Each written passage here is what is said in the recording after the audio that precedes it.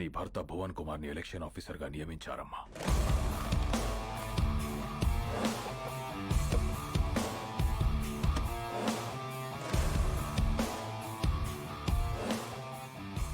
My dear officers and friends, రాష్ట్రం ఏదైనా ప్రాంతం ఏదైనా everything falls under one flag in one country.